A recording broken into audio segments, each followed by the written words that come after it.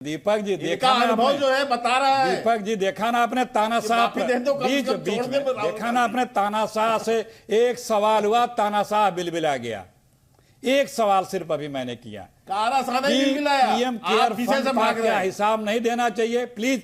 बीच में फिर वही बात, यही विषय है कि तानाशाह को सवाल पसंद नहीं है। विषय यही है, जो सवाल कर रहा है उसको आप हर तरह से प्रताड़ित करने, दंडित करने, अपमानित करने का 9 वर्षों से यही खेल कर रहे हैं। क्यों पीएम केयर फंड में सरकार का फंड आया है और हम हिसाब क्यों नहीं देना चाहते? अब क्या कहा जाएगा ऐसे लोगों को? हम नहीं कुछ कहेंगे, सुनने वाले और दीपक जी तय कर लेंगे इन्हें क्या कहा जाएगा। जिस व्यक्ति के लिए जहाजों, एयरपोर्टों को खरीद फरोख्त के लिए नियम बदल दिए जा रहे हैं, कोयले के इंपोर्ट के लिए नियम बदल दिए जा रहे हैं, सप्लाई के लिए नियम बदल दिए जा रहे हैं, पावर के रेट के लिए नियम बदल दिए जा रहे हैं, देश के और तमाम नियम बदल दिए जा रहे हैं, वो इस देश की संपदा पूरी अकेला लूट ले रहा है, उस पर सवाल किया जाता है तो बुरा लगता है। क्या कहा जाएगा ऐसे लोगों को? और रोज दसियों वीडियो होंगे आपके आर्काइव में। दीपक जी, बीजेपी के लोग क्या क्या नहीं बोलते रहे हैं, पूरी की पूरी कौम को नवाजते रहे हैं कि सी जहां आतंकी घटना होती है सिर्फ यही लोग क्यों मिलते हैं, क्या क्या नहीं बोलते। ये लोग अपना याद करें। बात दरअसल में ये है कि जो व्यक्ति इनसे सवाल कर रहा है और विपक्ष की मुखर और इस देश के जन जन की आवाज राहुल गांधी हैं और विपक्ष साथ में है, उसकी भी आवाज को पूरा दबाने का प्रयास करते हैं किसी भी तरह से, किसी भी तरह से। अभी इन्होंने हाउस में सरनेम को लेकर के किस तरह से अपमानजनित बातें की हमारे साहब ने, आपने सुना होगा। वो क्या मर्यादित थी क्या? उस पर भी अवमानना लगा है कोर्ट के उसमें के अंदर हाउस में।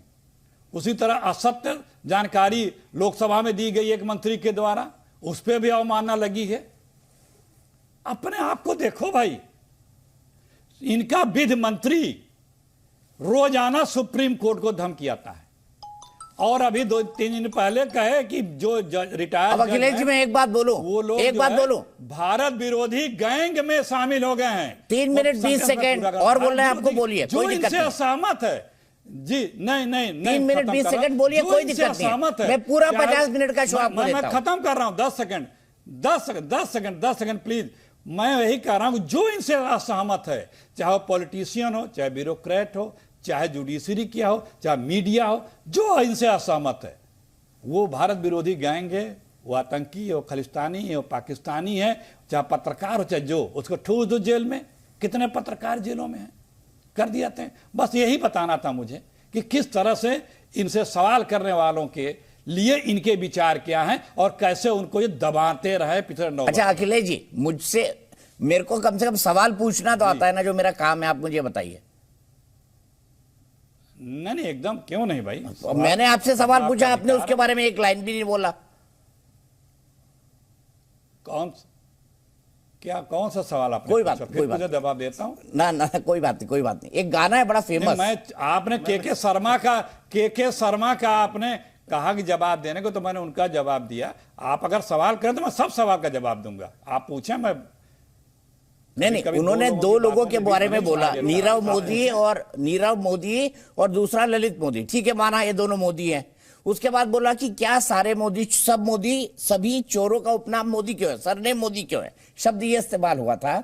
मैं आपसे जानना चाहता हूं, क्या देश में सिर्फ 3 ही मोदी है? नरेंद्र मोदी, उनके अलावा कोई मोदी नहीं है? क्या कोई मोदी ईमानदार हो ही नहीं सकता? 140 करोड़ के देश में कई जाति और कई उपजाति के लोग मोदी सरनेम लगाते हैं। ये क्या स्टेटमेंट में जनरलाइजेशन नहीं है? देखिए, पहले आपको भाषा का ये समझना होगा कि शब्दों का अर्थ सारांश उससे, संदर्भों से निकलता है। किस पूरा भाषण सुनिए, तारतम्यता से उसका अर्थ निकलता है। दूसरी बात, मैंने आपको गिनाया कि नेहरू जी के सरनेम को लेकर के किस तरह से क्या कहा गया, बाकायदे डेलिबरेटली कहा गया, किस तरह से कहा गया।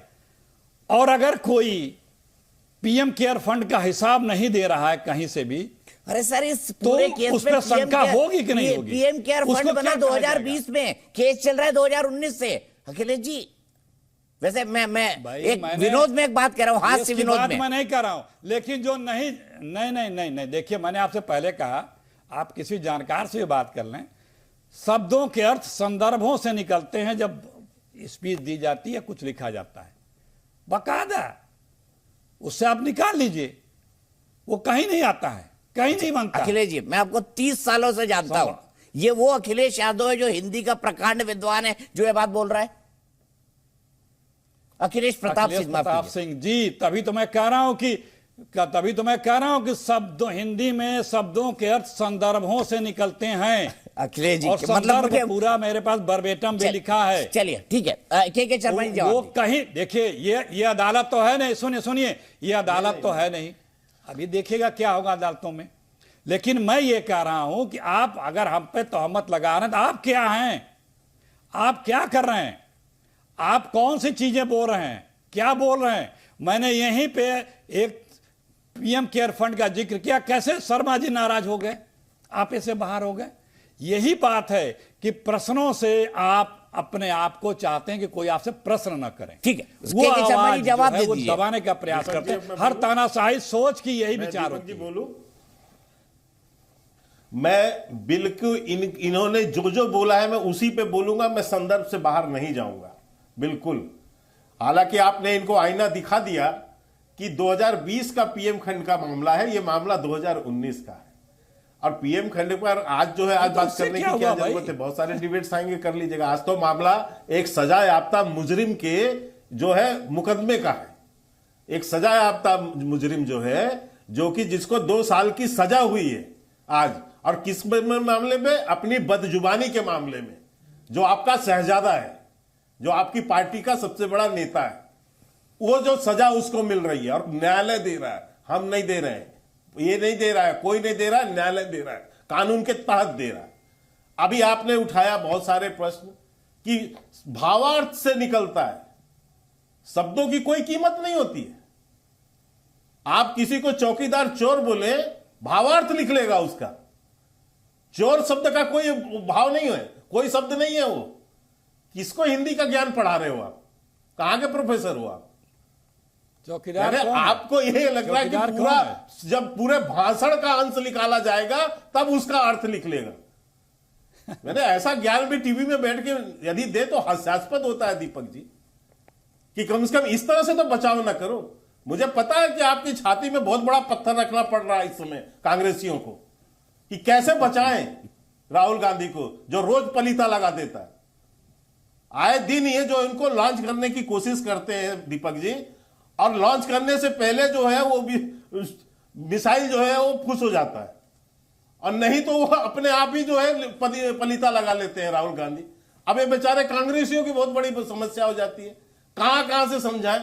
मुझे पहली बार याद है, आज अखिलेश जी पहली बार ये लाइन नहीं बोल रहे, कपिल सिब्बल जी ने उपयोग किया था सदन के अंदर में, कि साहब भावार्थ को समझिए, भावार्थ को समझिए। उनका कहने का भाव क्या था? पढ़े हो तो जानो। कांग्रेसियों की विडंबना है।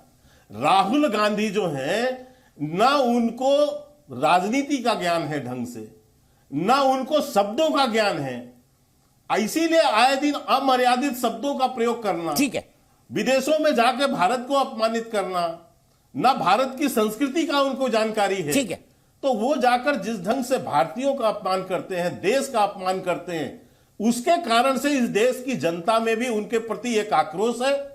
और यही कारण है कि 2014 के बाद से लगातार राहुल गांधी के नेतृत्व में कांग्रेस रसातल में जा रही है। ठीक है, सीधे में चलता हूं कपिल श्रीवास्तव जी के बाद। लेकिन समाजवादी पार्टी के नेता खुद गांधी परिवार के चाटुकार लोग बैठे हुए जो उसको ये चाहते हैं दिल से। इसीलिए मैं एक बात कह के समाप्त करूंगा दीपक जी, जितने भी अनुभवी कांग्रेसी नेता थे बड़े बड़े, जिन्होंने वर्षों कांग्रेस को सींचा, वो क्यों छोड़ के कांग्रेस चले गए और क्या आरोप लगा के गए? सब यही कह के गए कि ये अयोग्य व्यक्ति है। ठीक है। Zee News.